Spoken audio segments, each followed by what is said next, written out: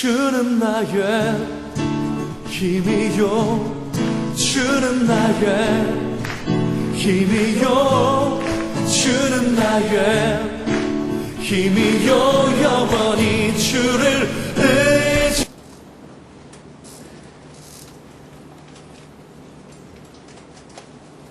기독교 대표적인 그런 영성가인 유진 피터슨이 쓴 한길 가르는 순례자라는 그런 책이 있습니다. 그 책에 보면 이러한 내용이 나옵니다. 다른 문화권과 과거에는 어떻는지 몰라도 오늘날 서구 문화권에서 목사로서 신도들을 신앙의 길로 인도하는데 가장 악재로 작용하는 것은 부업이다리 현대인의 즉각성과 일회성 추구 성향으로 분석한 이 세상의 속성이다. 예배를 인도할 때나 상담, 신방, 기도, 설교, 성경 공부 중에 만나는 성도들조차 즉석 발급용 신용카드의 작성 요령을 구한다. 결과를 기다릴 만큼 느긋하지 못하다. 사는 모습은 관광객이면서 신용 포인트는 높기 원한다. 그리스도인의 삶은 관광객의 자세로는 성숙할 수 없다. 적어도 영적 진리의 이러한 단면을 정확히 꿰뚫고 있었던 프리드리 네체는 이렇게 말했다. 지상과 천상을 통틀어 절대적인 사실은 한 방향으로의 오랜 순종이 있어야 하며 그때에만 인생을 살만한 가치가 있게 해주는 결과가 있게 마련이고 또 언제나 그래 왔다는 것이다. 결국 세상의 분위기가 그토록 좌절시키려 드는 것도 이러한 한 방향으로의 오랜 순종이다. 유진 피터스는 세상이 그리스도인들에게 좌절시키는 것, 좌절하게끔 하는 것이 바로 한 방향으로의 오랜 순종이라고 얘기를 합니다. 이 세상의 세태가 즉각성과 일회성을 추구하는 그런 세대이기 때문입니다. 그런데 주님께서 원하시는 것은 이러한 즉각성과 일회성을 추구하는 관광객이 아니라 한 방향으로의 오랜 순종을 하는 바로 제자를 주님께서는 원하시고 계신다는 사실입니다. 오늘 본문은 예수님께서 12제자를 부르시는 내용이 나와 있습니다. 오늘 본문은 이렇게 시작합니다. 또 산에 오르사. 예수님께서 제자를 부르시기 전에 산에 오르셨습니다. 오늘 본문에는 나와 있지 않은데 누가복음 6장 12절에 의하면 예수님께서 산에 오르신 이유가 있습니다. 예수님께서 산에 기도하시러 올라갔다고 누가복음에서는 얘기하고 있습니다. 그리고 밤이 맞도록 기도하셨습니다. 기도를 통해서 하나님의 뜻에 따라서 제자를 선택하신 것입니다. 기도한다는 것은 하나님의 뜻에 순종하겠다는 뜻입니다. 주님의 음성을 듣고 기도 가운데서 주님을 만나고 주님께서 무엇을 원하시는가 그것을 깨닫고 그 주님의 음성에 순종하겠다라는 것이 바로 기도입니다. 우리는 이 기도를 통해서 한 방향으로의 오랜 순종이 가능하게 되는 것입니다. 그러기에 항상 기도가 일의 앞자리에 와 있어야 합니다. 우리가 무슨 일을 하든지 무슨 선택을 하든지 어느 길로 가든지 그 앞자리에는 항상 기도가 있어야 된다는 것입니다. 산에 오르셔서 기도하시고 제자를 부르시는데 예수님께서는 어떤 사람들을 부르셨습니까? 먼저는 산에 오르사 자기의 원하는 자들을 부르시니 나오니라. 주님께서는 자기의 원하시는 자들을 부르셨다고 그렇게 말씀합니다. 제자들이 자발적으로 나온 것이 아니라는 사실이죠. 주님께서 원하시는 자들을 부르셨습니다. 사실 자발성이라는 말이 굉장히 좋은 말입니다. 우리의 자녀들이 자발적으로 모든 일들을 잘하면 얼마나 좋겠습니까? 자발적으로 공부 열심히 하고 자발적으로 정말 부모님들 잘 도와주고 그러면 얼마나 좋겠습니까? 자발적인 것은 좋은 것입니다. 하지만 이 말의 그런 그 뜻에 내포되어 있는 것 중에 하나는 하기 싫어지면 안 할 수도 있다는 말입니다. 마음 내키면 하고 그렇지 않으면 하지 않을 수도 있다는 말이 됩니다. 자발성보다 더 중요한 것은 부르심에 대한 순종입니다. 우리가 부족하지만 때로는 힘들기도 하고 때로는 하기 싫은 때도 있지만 주님께서 원하시면 주님께서 부르시면 순종하는 것이 제자의 삶이라는 것입니다.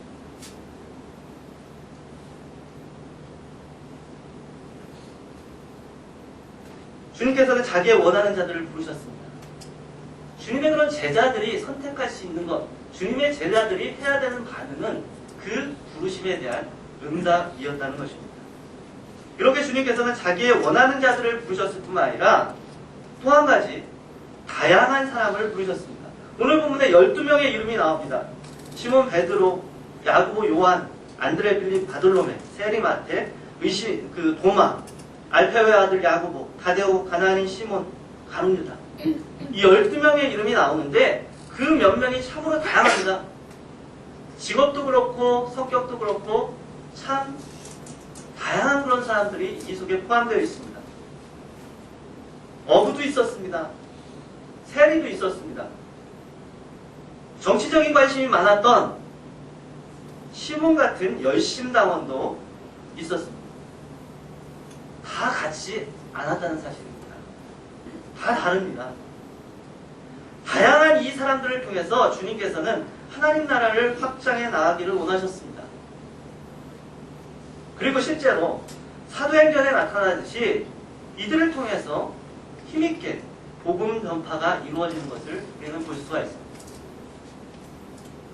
하지만 이들이 처음부터 영향력 있게 된 것은 아닙니다. 우리가 잘 아는 시몬, 베드로. 주님께서는 이 시몬에게 베드로, 즉 반석이라는 그런 이름을 주셨습니다. 그런데 복음서에 나타난 이 베드로의 모습을 보면 과연 반석입니까? 반석 같은가요? 그렇게 보이지 않습니다.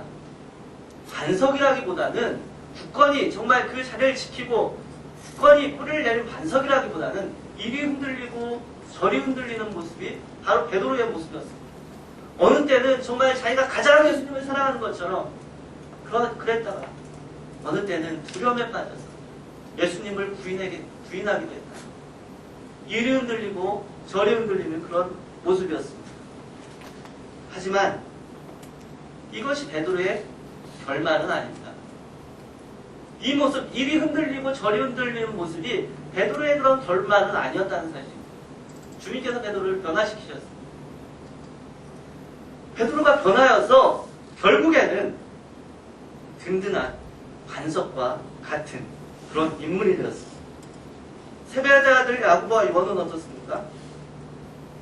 이들은 한 성격 하는 사람들이었습니다. 별명이 우레의 아들입니다. 와너기. 복음서에 보면 이런 장면이 나옵니다. 이 야고보와 요한이 예수님처럼 사마리아 사람들, 저 사마리아 사람들 하늘에서 불이 나와서 다 살라버리게 합시다. 이렇게 과격한 말을 하는 사람들이 바로 야고보와 요한이었습니다. 그런데 이것이 결말이 아닙니다.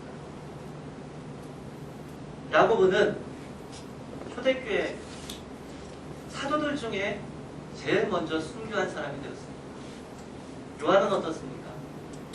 이 과격하고 불을 내려서 태워버리자 하는 사람이 사랑의 사도로 우리 모두의 기억 속에 남아있습니다. 지금까지.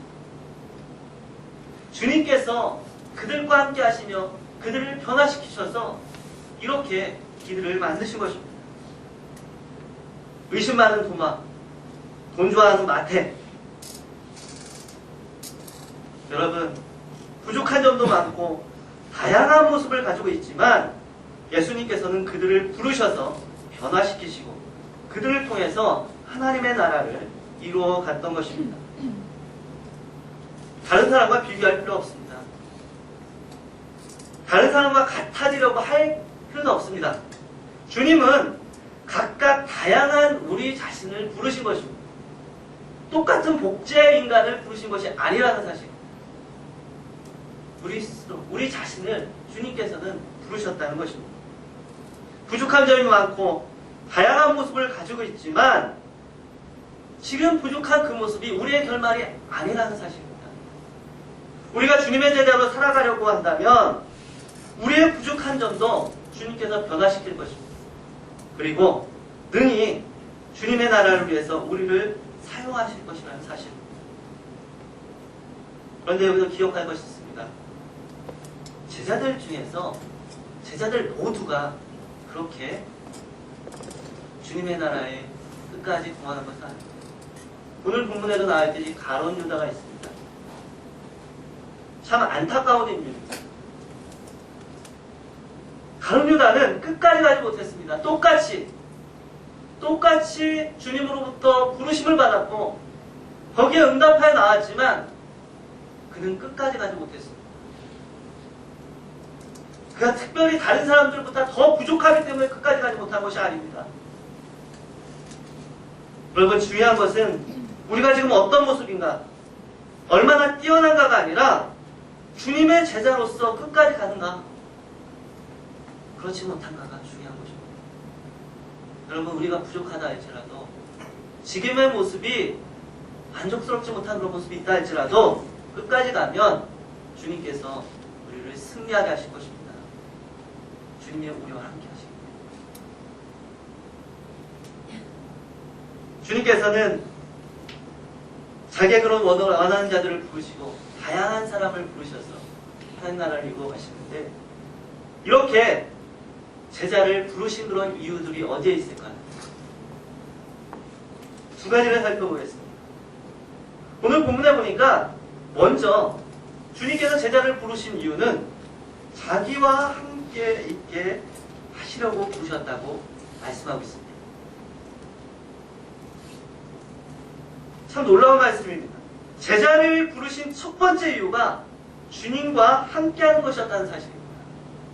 이거 시키기 위해서, 뭐 하기 위해서보다도 주님께서 원하시는, 주님께서 부르신 첫 번째 목적이 나와 함께 있었으면 좋겠다. 그것이 주님의 목적입니다. 왜 함께 있는 것이 중요합니까? 함께 있음으로써 닮아가게 됩니다. 함께 과함으로써 예수님을 닮아가게 된다는 사실입니다. 한용수 박사가 번역한 탈무드에 보면 현용수 박사가 탈무드 신학교에 들어가려고 면접을 보았던 그런 이야기가 나옵니다. 탈무드 신학교에 들어가기 위해서 면접을 보았는데 면접관이 질문합니다. 왜 신학교에 입학하려고 합니까? 그때 그는 이 학교가 좋아서요 라고 대답했습니다. 그러자 면접관이 이렇게 이야기합니다. 만약 공부하는 것이 목적이라면 차라리 도서관에 가는 것이 좋을 것이네. 학교는 공부하는 곳이 아니네 라고 말했습니다. 그래서 이 현영수 박사가 그 면접관에게 반대로 이렇게 질문했습니다. 그렇다면 나는 왜 구태 학교에 입학할 필요가 있습니까? 면접관이 이렇게 말합니다. 학교라는 것은 존경받는 사람 앞에 앉아 공부하는 곳이네요. 그들 즉 스승입니다. 스승이라는 살아있는 교과서를 통해서 모든 것을 배워야 한다. 학생이란 훌륭한 랍비나 교사의 언행을 지켜봄으로써 스스로 배워가는 사람이네.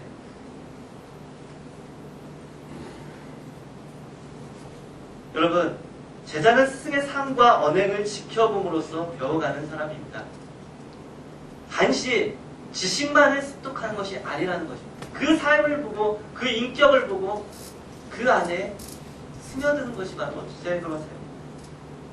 그렇게 해서 제자는 그 스승을 닮아가게 되는 것입니다. 우리의 스승 되신 예수님과 함께 하는 시간이 많을수록 우리는 예수님을 닮아갈 수 있습니다. 우리의 목표는 그 무엇보다 예수님을 닮아가는 데 있습니다. 그리스도의 그런 장사한 분량에 이르기까지 주님과 같이 주님을 닮아가는 것이 우리의 삶의 목적이 된다는 것입니다. 그런데 주님과 함께 가면 갈수록, 주님과 더 가까이 하면 가까이 할수록 우리는 더 예수님을 닮아갈 수가 있습니다. 여러분, 우리는 주님과 교제하는 시간을 얼마나 가지고 있습니까?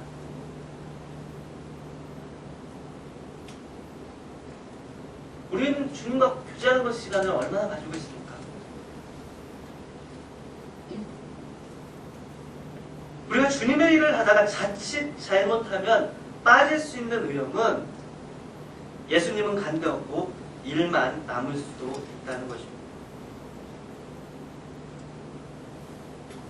주님의 일이라고 쳤는데 어느 순간에 주님은 없고 일만 남을 수도 있다는 얘기입니다.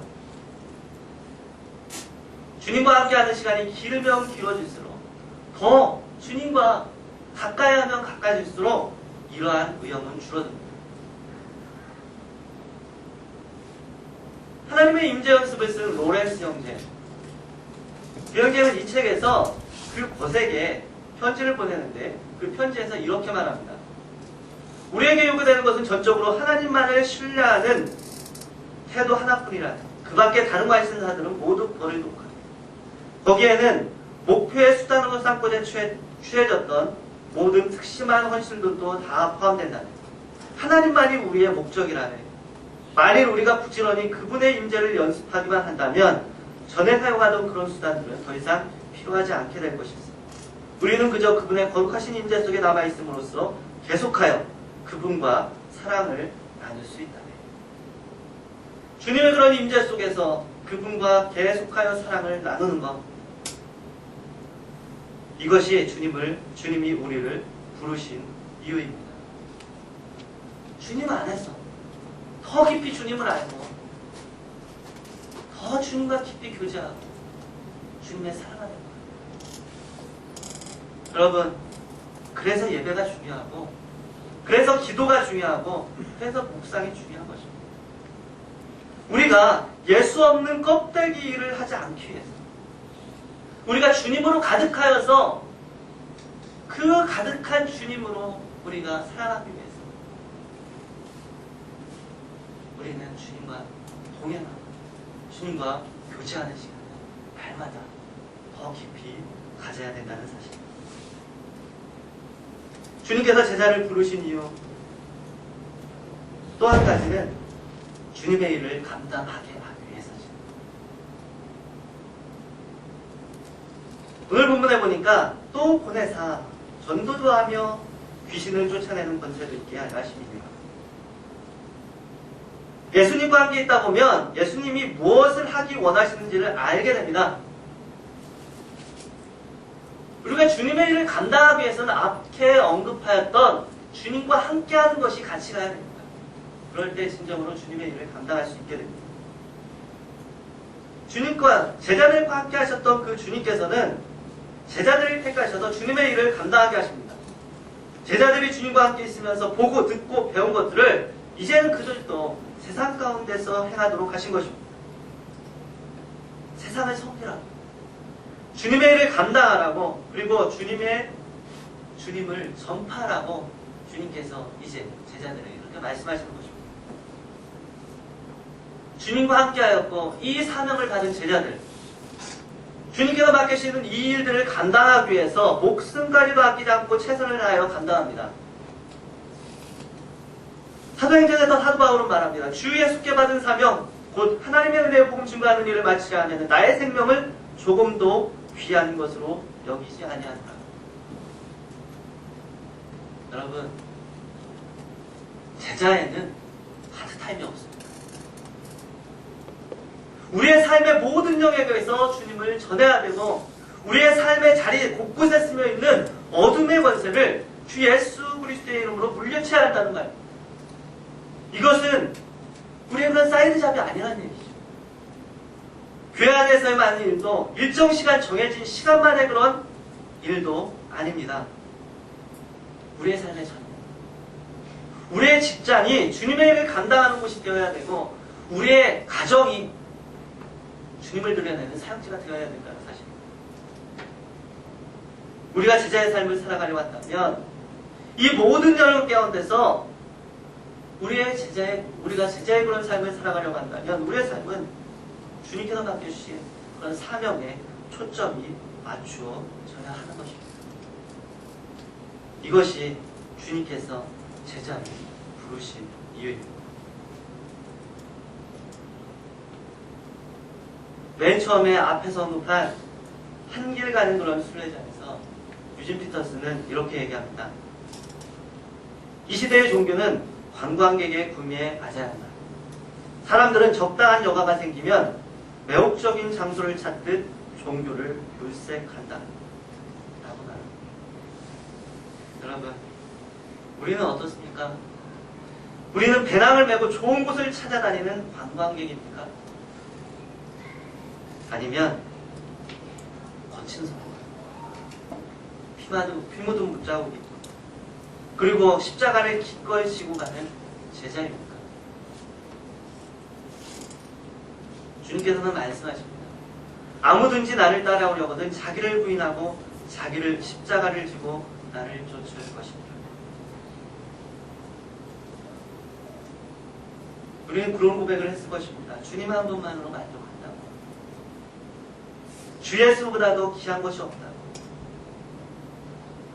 여러분, 그렇게 고백하는 십자가와 헌신에 청명한 우리의 눈동자가 세상적인 비늘로 덮여가고 있지는 않습니다.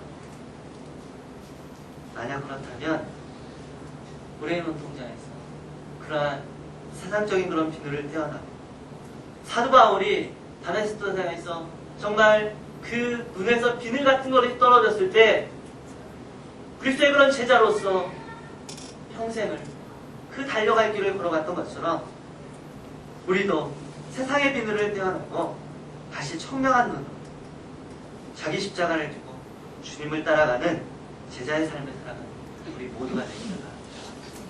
기도하시겠습니다.